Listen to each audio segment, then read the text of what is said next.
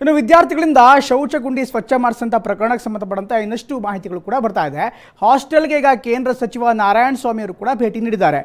ಪರಿಶೀಲನೆ ಮಾಡಿದ ಬಳಿಕ ಅಧಿಕಾರಿಗಳನ್ನು ನಾರಾಯಣಸ್ವಾಮಿ ತೀವ್ರವಾಗಿ ತರಾಟೆಗೆ ತೆಗೆದುಕೊಂಡ ಬಗ್ಗೆ ಮಾಹಿತಿ ಕೂಡ ಲಭ್ಯವಾಗ್ತಾ ಇದೆ. ನಾರಾಯಣಸ್ವಾಮಿ ಈ ಪ್ರಕರಣವನ್ನು ಮುಚ್ಚಿ ಹಾಕುವ ಪ್ರಯತ್ನ ಮಾಡಲಾಗ್ತಾ ಇದೆ.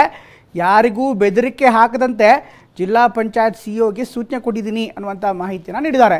ಇನ್ನು ಜಿಲ್ಲಾ ಪಂಚಾಯತ್ ಸಿಇಒ ಪದ್ಮಾ ಬಸಂತಪ್ಪಗೆ ನಾರಾಯಣಸ್ವಾಮಿ ಅವರು ಖಡಕ್ ಆದಂಥ ಸೂಚನೆಯನ್ನು ಕೂಡ ಕೊಟ್ಟಿದ್ದಾರೆ.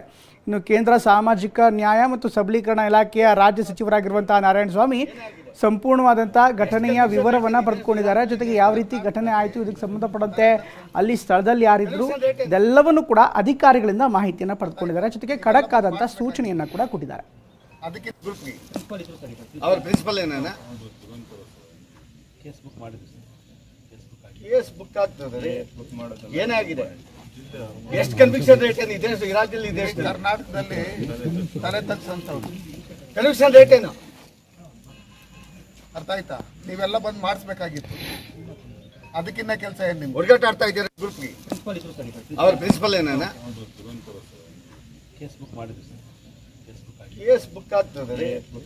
ಏನಾಗಿದೆ, ಎಷ್ಟು ಕನ್ವಿಕ್ಷನ್ ರೇಟ್ ಏನು ಇದೆ ಈ ರಾಜ್ಯದಲ್ಲಿ ಇದೆ? ಕರ್ನಾಟಕದಲ್ಲಿ ತಲೆ ತಗ್ಸಂತವ್ರು ಕನ್ವಿಕ್ಷನ್ ರೇಟ್ ಏನು